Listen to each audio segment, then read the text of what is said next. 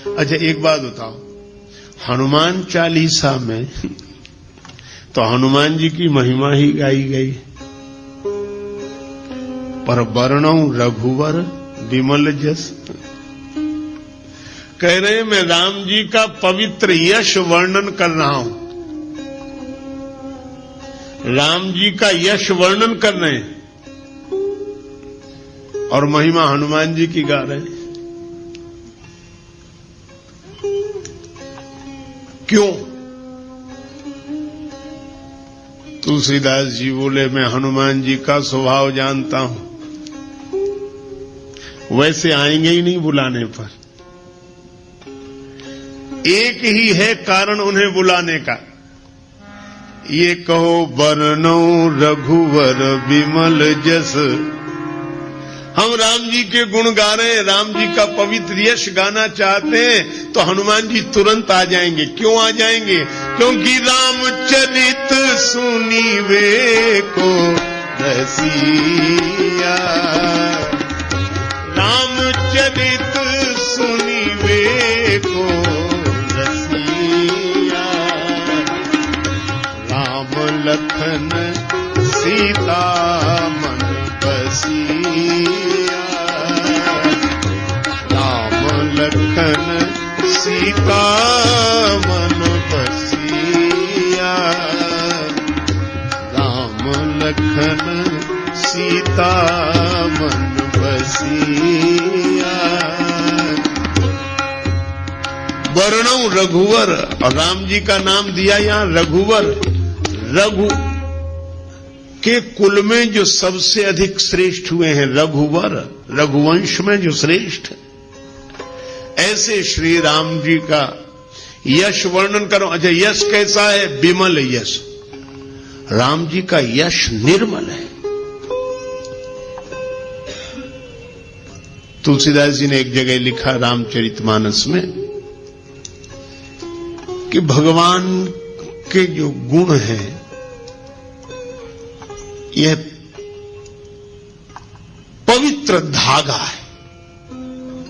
जुगुत वेद पुन पोई हई रामचरित वर ताग।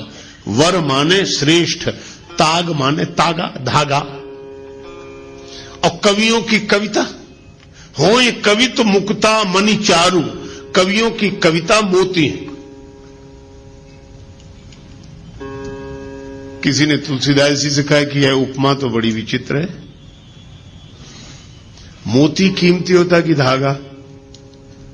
तुलसीदास जी बोले कीमती तो मोती होता है।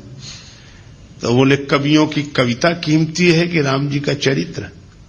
तुलसीदास जी बोले राम जी का चरित्र। राम तुम्हारा चरित स्वयं ही काव्य है, कोई कवि बन जाए सहज संभाव्य है। मैत्री शरण गुप्त जी की यह पावन पंक्तियां सचमुच राम जी के चरित्र की ही विशेषता है।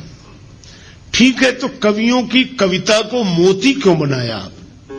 राम जी के चरित्र के प्रेरक प्रसंगों को मोती बनाते और कवियों की जो श्रृंखला आई है कविता की उसको धागा बनाते। तुलसीदास जी बोले हमने जानबूझकर नहीं बनाया। क्यों? बोले मोती भले ही कीमती हो, लेकिन मोती की माला बनानी पड़ेगी तो मोती में छिद्र करना पड़ेगा। अब मैं राम जी के चरित्र को मोती की उपमा कैसे दे दूं? क्योंकि हमारे राम जी के चरित्र में तो कहीं छिद्र है ही नहीं, इसलिए मैंने मोती नहीं बनाया। हाँ, राम जी का चरित्र धागा है और यह धागा इतना अनंत है कि चाहे जितनी कवियों की कविता रूपी मोती इसमें पिरो दिए जाएं, पर इस धागे का कभी अंत होने वाला नहीं है। हरि अनंत हरि कथा अनंता। राम जी का चरित्र ऐसा पवित्र चरित्र है, तुलना नहीं करनी चाहिए। कोबड़ छोट कहत अपराध हो, पर राम जी अपने आप में अद्वितीय हैं। निरुपम न उपमा आन, राम समान राम निगम कहें। भगवान श्री राम से गुरुदेव विश्वामित्र जी ने कहा कि राघवेंद्र इस शिला को चरण छुलाओ, इसका उद्धार होगा। चरण कमल रज चाहते, कृपा करो रघुवीर। राम जी ने कहा गुरुदेव आपके आगे,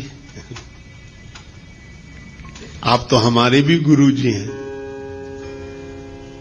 आप चरण छुला दें। गुरु जी बोले बात बड़े छोटे की नहीं है,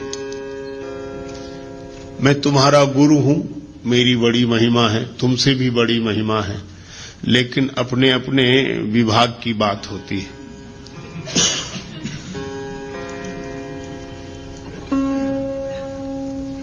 कहीं कहीं चेले की महिमा गुरु से भी अधिक होती है। राम जी बोले सो कैसे? आपने तो मुझे भी ज्ञान दिया है। बोले बात ज्ञान की नहीं है राम, सुनो।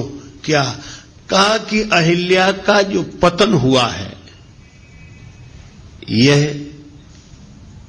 भ्रमवश इंद्र को गौतम के रूप में स्वीकार करने से चरित्र से पतन हुआ, चरित्र चला गया, और चरित्र से जो गिर गया हो उसका उद्धार कौन करे? तब गुरु जी ने कहा कि चरित्र से जो गिर गया उसका उद्धार उसकी चरण धूलि कर सकती है जो चरित्र से कभी न गिरा हो। और राम इस दृष्टि से देखें तो एकमात्र तुम ही हो और कोई नहीं है। क्यों? मन में विकार आ जाता है, पर हम ज्ञान वैराग्य विचार के बल पर संभल जाते हैं। पर राम तुम तो ऐसे हो कि मुझे अतिशय प्रतीत मन केरी, जागृत की कौन कहे जही सफलिहु पर नारी नहेरी। ऐसा विमल चरित्र, पवित्र चरित्र तो केवल श्री राम का है। राम तुम्हारे जैसा कोई चरित्रशील नहीं, इसीलिए मैं कहता हूं कि जो चरित्र से गिर गया है उसका उद्धार होगा तो तुम्हारे जैसे चरित्रशील की चरण धूलि से ही होगा। इसलिए चरण कमल रज चाहती, कृपा करो रघुवीर। राम जी जैसा निर्मल चरित्र, पवित्र चरित्र दूसरा नहीं। अरे औरों की बात जाने दो। रावण गया कुंभकर्ण के पास, कुंभकर्ण ने पूछा क्या बात है लंकापति, बहुत उदास दिखाई दे रहे हो, तुम चिंतित आज दशानन क्यों? रावण बोला हर ली हमने मिथिलेश कुमारी, हमने सीता जी का हरण कर लिया। तुम चिंतित आज दशानन क्यों, हर ली हमने मिथिलेश कुमारी।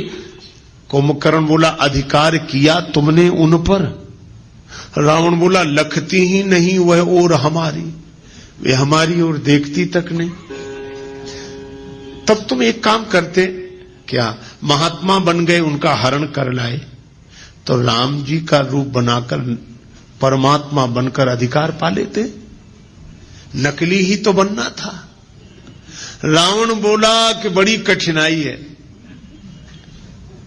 क्या? तब राघव ही न बने तुम क्यों? कुंभकर्ण ने पूछा।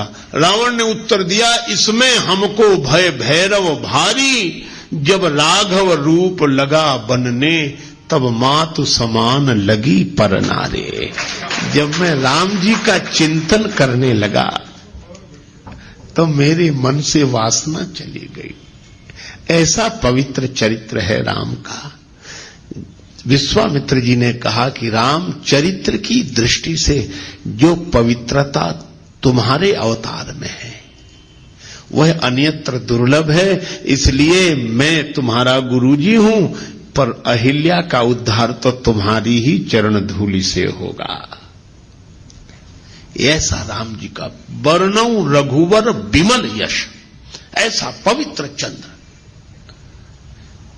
देखो चंद्र कितना भी ऊंचा रहे पर फिर भी कलंक है, कलंक लगा है चंद्र में, घटता बढ़ता रहता है। लेकिन हमारे रामचंद्र ऐसे चंद्र हैं जो निष्कलंक चंद्र हैं, जिनमें घटने बढ़ने की घटना नहीं होती, सदा एक रस निर्मल पवित्र चंद्र श्री रामचंद्र हैं। तुलसीदास जी कहते हैं ऐसे राम जी का यश वर्णन कर रहा हूं। कैसा है यश का? वर्णौ रघुबर विमल यश। राम जी का चरित्र विमल है। अच्छा, तो ये मन को क्यों सुधार रहे हो? निज मन मुकुर सुधार कहा कि पवित्र चरित्र का वर्णन पवित्र मन से ही किया जा सकता है। सो न होए बिनु बिमल मति मोहि मति बल अति थोर। तो ये पवित्र मन हो जाए तो कैसे होगा? बोले पहले मन पवित्र हुआ, श्री गुरु चरण सरोज रज निज मन मुकुर सुधारी, बरनऊं रघुवर बिमल जस। मैं राम जी के पवित्र यश का वर्णन करना चाहता हूं, इसलिए श्री हनुमान जी मेरा मन निर्मल कर दो। किसी ने पूछा क्यों करना चाहे तो क्या फायदा है? आजकल तो बड़ी कठिनाई है, बिना फायदे के आदमी कुछ करता ही नहीं है। किसी से कहो भजन करो, करें तो क्या फायदा? अच्छा, बहुत सी चीजें हैं। एक आदमी ने हमसे बार बार कहा, वो बहुत तंबाकू गुटखा खाते थे, बार बार मुंह भरने, फिर कहें आप भजन की कहते हो क्या फायदा? बोले आप जब जब भजन की कहते हो हमें तो बड़ी परेशानी लगती, करें क्या फायदा? हमने कहा अच्छा एक बात बता दो, तुम ये बार बार तंबाकू गुटखा खाते, इससे क्या फायदा? सो बोले कहे तो ठीक रहे, फायदा तो कुछ नहीं। हमने कहा फिर क्यों? बोले आदत पड़ गई।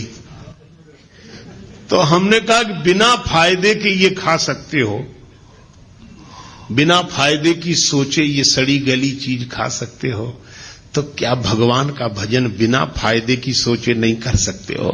छोड़ो फायदे की मत सोचो, तुम तो भजन करो, और जिस दिन इसमें रस आ जाएगा उस दिन फायदे की नहीं सोचोगे, भजन किए बिना रहा नहीं जाएगा। लेकिन इसका यह अर्थ नहीं कि फायदा होगा नहीं, जरूर होगा, लेकिन फायदे की तरफ मन मत ले जाओ। तुलसीदास जी से किसी ने पूछा कि आप राम जी का विमल यश गा रहे हैं, क्या फायदा, क्या मिलेगा? तुलसीदास जी बोले क्या नहीं मिलेगा? जो दायक फल चार, ये चार फल प्रदान करेगा, धर्म अर्थ काम और मोक्ष। राम जी का चरित्र गाने वाला, देखो जब व्यक्ति बोलता है ना,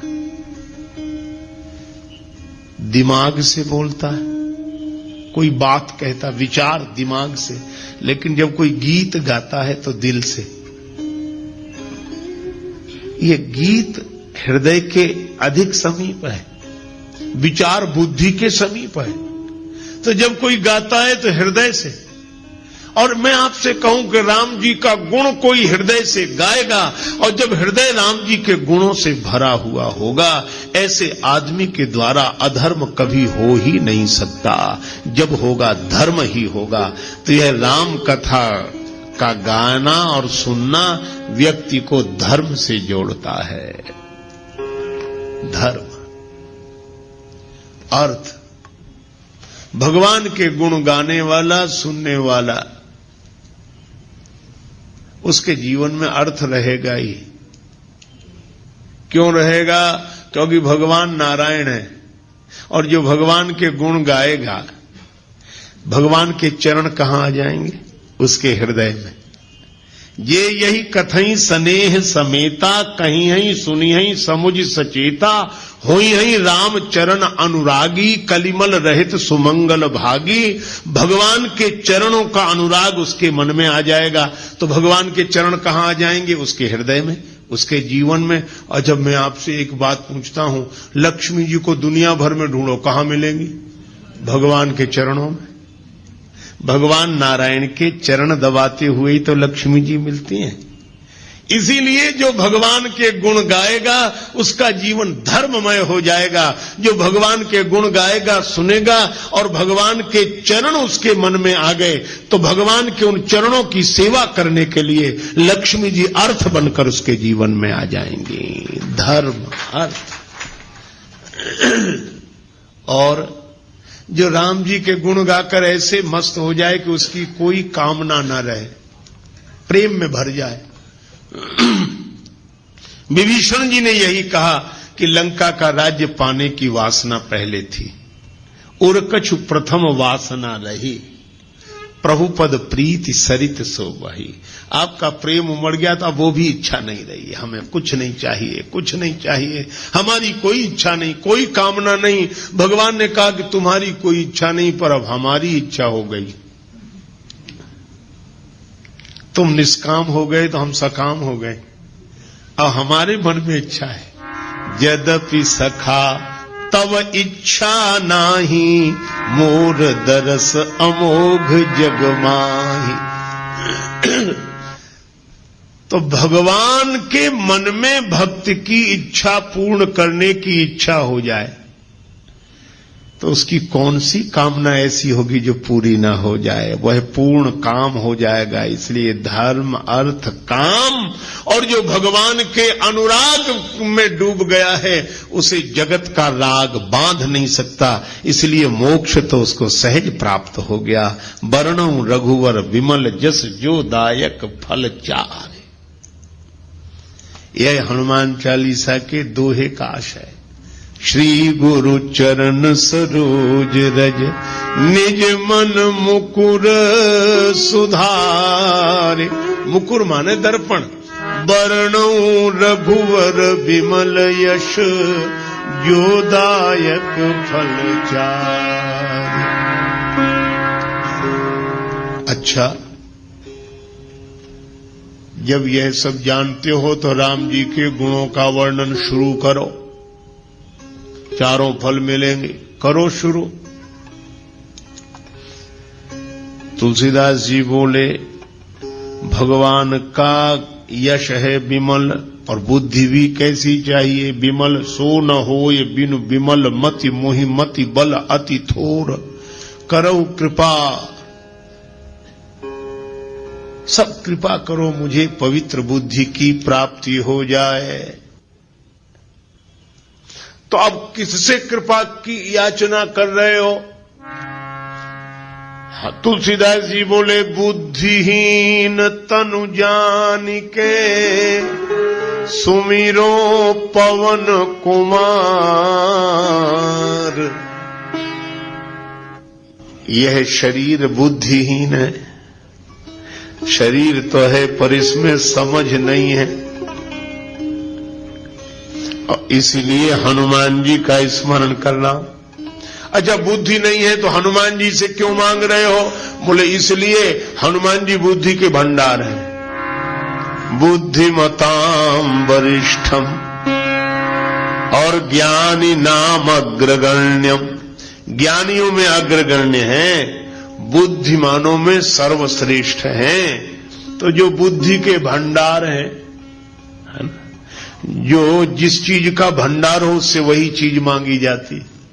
हनुमान जी आप बुद्धिमान हैं, आप बलवान हैं और आप विद्यावान हैं, इसलिए तीनों चीजें हमें दे दो। बल बुद्धि विद्या देहु मोहि हरहु कलेश विकार। बल भी चाहिए, बुद्धि भी चाहिए, विद्या भी चाहिए, है ना। देखो, तलवार चलाना आना चाहिए, पर चलाने के लिए तलवार भी तो चाहिए। तो विद्या का उपयोग करने के लिए बुद्धि चाहिए, पर बुद्धि जिसका उपयोग कर सके ऐसी विद्या भी तो चाहिए। तो बुद्धि और विद्या दोनों,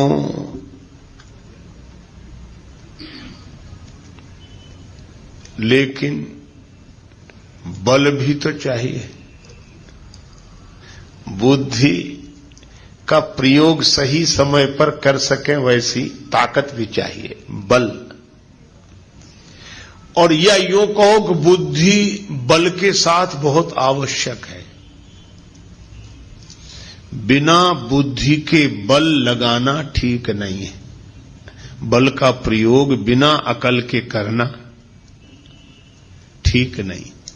एक महात्मा कहते थे कि बल के साथ बुद्धि का प्रयोग अवश्य करो। क्यों? यदि बिना बुद्धि के बल का प्रयोग कर दिया तो दो ही जगह जाएंगे, या सेंट्रल जेल में या अस्पताल में।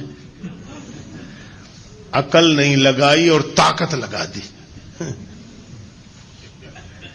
और इतने बड़े से लड़ गए जिसकी बराबरी के हम नहीं थे, लड़ गए और पिट गए तो अस्पताल में, और बिना अकल लगाए लड़ गए और दूसरे को ज्यादा सता दिया, पकड़े गए तो जेल में। इसीलिए बुद्धि का प्रयोग बल के साथ अवश्य करें, और यही कारण है हनुमान जी जीत गए, राक्षस हार गए। बल तो राक्षसों में भी बहुत है और बल हनुमान जी में भी बहुत है, लेकिन हनुमान जी में बल के साथ बुद्धि है, पर इन राक्षसों में बल तो बहुत था पर बल के साथ बुद्धि नहीं थी। बुद्धि होती तो बल होने के बाद भी क्या यह दुर्दशा होती जो हुई। इसीलिए बल के साथ बुद्धि, और बुद्धि बल दोनों हो पर विद्या हो। विद्या की परिभाषा क्या? सा विद्या या विमुक्तये, विद्या क्या? जो व्यक्ति के मन को अज्ञान के बंधन से मुक्त कर दे, उसका नाम है विद्या। विद्या मिल गई, इसकी पहचान विद्या ददाति विनयम। विनम्रता आ जाए तो समझ लो विद्या जीवन में आ गई है।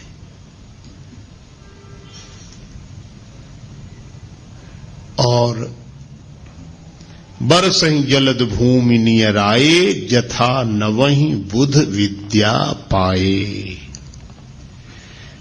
तो हनुमान जी में विद्या है, इसीलिए वे विनम्र हैं। सदा नीचे बैठे मिलते हैं राम जी के चरणों में, हमेशा विद्या है। बल बुद्धि विद्या देहु मोहि। तो हनुमान जी से तुलसीदास जी प्रार्थना कर रहे हैं, आप बल के भंडार हैं, आप बुद्धि के भंडार हैं, आप विद्या के भंडार हैं, तो इन तीनों को दे दो।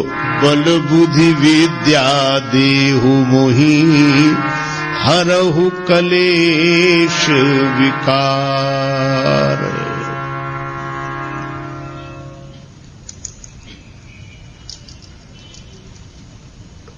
देखो, कलेश दूर हो जाए। राग द्वेष ये कलेश है।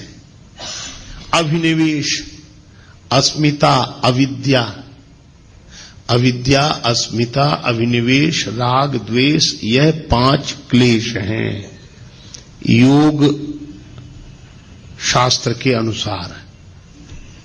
ये क्लेश मिट जाएं, विद्या होगी तो अविद्या नहीं होगी, विनम्रता होगी तो अस्मिता नहीं होगी, वैराग्य होगा तो अभिनिवेश नहीं होगा, और ज्ञान वैराग्य जब होंगे तो न राग होगा न द्वेष होगा। ये 5 क्लेश मिट जाएं। बल बुद्धि विद्या देहु मोहि, हरहु कलेश, और विकार, काम, क्रोध, मोह, लोभ, मोह, मद, मत्सर, ये 6 विकार हैं, 6 विकार हैं। काम, क्रोध, लोभ, मोह, मद, मत्सर। मत्सर का अर्थ है दूसरे से ईर्ष्या करना, मत्सर। मद का अर्थ है अभिमान। मोह का अर्थ है एक ही जगह रुके रह जाना, अटक जाना। देखो, कभी आपने देखा ना, किसी गीत की रिकॉर्ड बज रहा हो, ऐसे सुई चलती है उस पर, ग्रामोफोन पर, तो कभी कभी हम लोग बचपन में देखते उसकी सुई एक जगह अटक जाती थी तो उतना गाती रहती थी।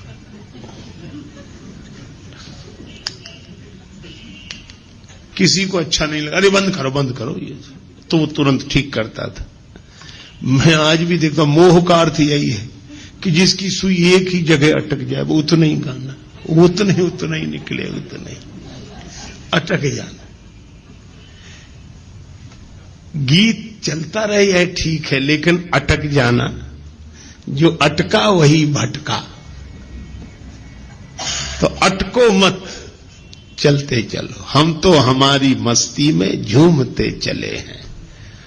ये मोह है, अटक जाना। देखो, गुलाब के फूल के मूल में, उसकी डाली में भौरा रुक ही रहा। गुलाब के फूल झड़ गए, पत्तियां गिर गईं, किसी ने भौरे से कहा कि जाओ। भौरा बोला, यही आशा अटक्यो रहो, अली गुलाब के मूल, हुई है बहुरी बसंत ऋतु इन डारन बेफूल। फिर खिलेंगे गुलाब, हम डाली तो छोड़कर नहीं जाते। ये मोह। कमल संपुटित होने लगा, कमल के बंद होने का समय आया, भौरा फिर भी बाहर नहीं निकला, भ्रमर नहीं निकला, उसी में कैद हो गया। किसी ने कहा तुम तो काठ को चीर कर निकल जाते हो, कमल के कोमल पत्ते को चीर कर निकल जाओ। बोले निकलने की जरूरत क्या है, सवेरा होगा, सूर्योदय होगा, कमल खिलेगा, फिर पराग का पान करेंगे। अहो मोह महिमा बलवाना। और तब तक सूर्योदय होने के पूर्व ही एक मतवाला हाथी आया, उस कमल को मूल सहित तोड़कर ले गया, खा गया। भौरे का जीवन भी समाप्त हो गया। इसी तरह मोही मन यह सोचता है कि अटके रहो, अटके रहो, फिर रस लेने के लिए अटके रहो, अटके रहो। तब तक काल का मतवाला हाथी आकर जीवन ही नष्ट कर देता है। ये मोह। मत्सर दूसरे से ईर्षा, मद माने अभिमान। जो मिला है, देखो अभिमान कब आता है, मिली हुई चीजों पर ध्यान जाता है तो अभिमान आता है, मिली हुई विशेषताओं पर ध्यान जाता है तो अभिमान आता है, और देने वाले पर जब ध्यान जाता है तो अभिमान चला जाता है। फिर भगवान दिखाई देते हैं, अभिमान नहीं। मद, मत्सर, दूसरे से ईर्षा, अपनी तरफ कम ध्यान, दूसरे की तरफ ज्यादा। अपना दुख उतना दुख नहीं है जितना कि दूसरे का सुख नहीं देखा जा रहा है। मत्सर, मोह, मद।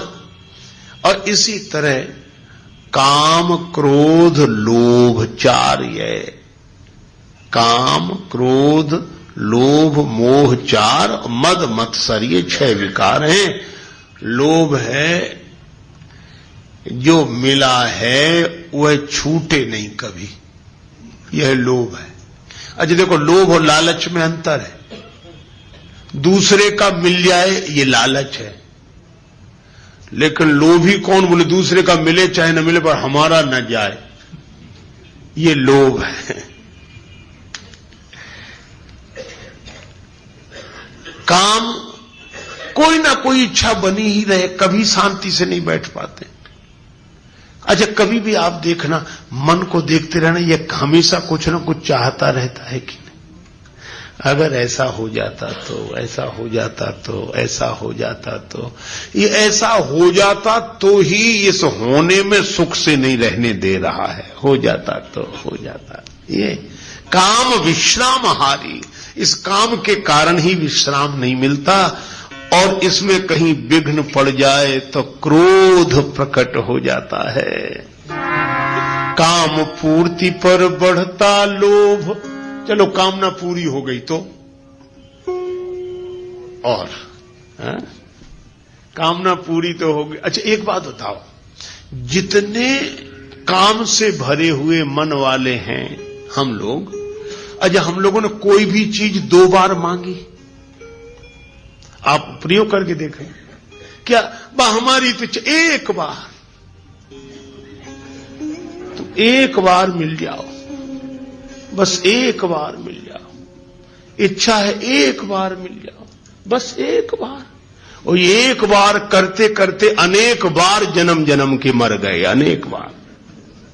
अनेक बार कोई कहता ही नहीं, एक बार। ये कामना कहती है एक बार, लेकिन अनेक बार भी तृप्त नहीं होगी, हो नहीं सकती। और इसमें विघ्न पड़ जाए तो क्रोध उत्पन्न होता है, और कामना पूरी न हो तो क्रोध उत्पन्न हो जाता है, कामना पूरी हो जाए तो लोभ उत्पन्न हो जाता है। काम पूर्ति पर बढ़ता लोभ, नहीं मिले तो होता क्षोभ। क्रोध अग्नि में जीवन को मत व्यर्थ जलाना रे, मुसाफिर चलते जाना रे, मुसाफिर चलते जाना रे। ना अटको ना भटको ये है देश बिराना रे, मुसाफिर चलते जाना रे, चलते जाना रे, मुसाफिर चलते जाना रे।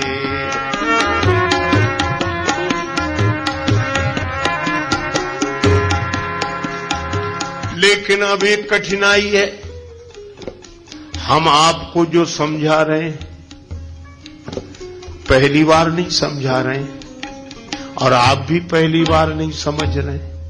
सब आप भी वही समझे हुए हैं और हम भी वही समझे हुए हैं। पर जब मौका आता है तो ये समझ काम देती है। आपकी तो देती होगी, हमारी तो नहीं देती। लेकिन अभी तो समझ ठीक है, पर भगवान की माया इतनी विकट है, ये माया तेरी बहुत कठिन है राम, ये माया तेरी बहुत कठिन है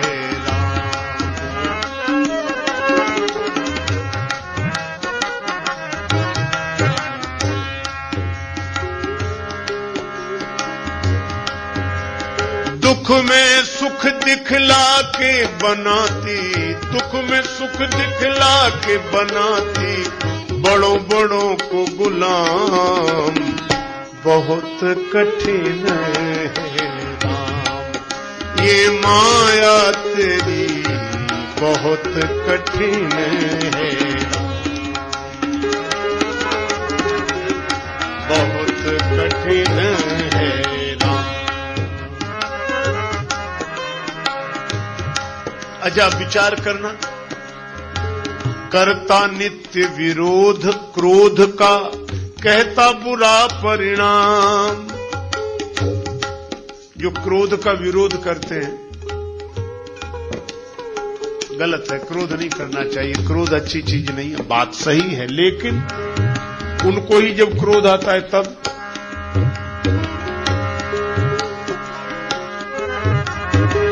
होता क्रोधित स्वयं तो होती वाणी बिना लगाम, ये माया तेरी बहुत कठिन है राम, ये माया तेरी बहुत कठिन है राम।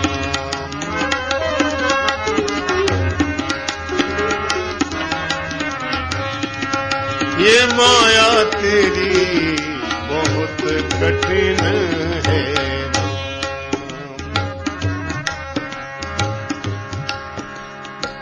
रक्त मांस हड्डी के ढेर पर मढ़ा हुआ है चाम, रक्त मांस हड्डी के ढेर पर चढ़ा हुआ है चाम। सभी जानते हैं, लेकिन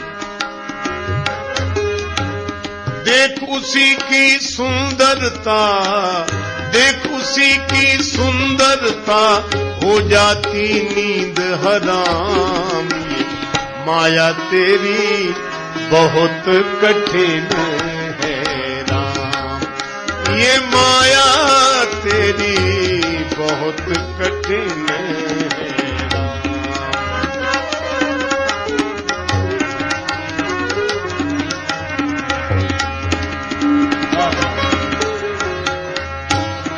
कठिन है।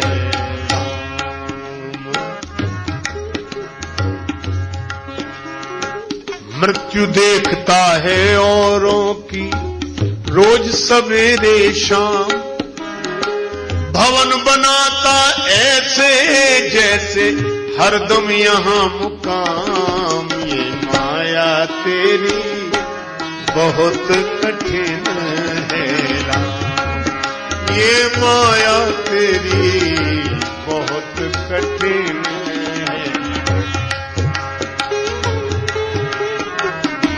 बहुत कठिन है राम। राजेश्वर प्रभु तुम करुणा निधि, मायापति है नाम।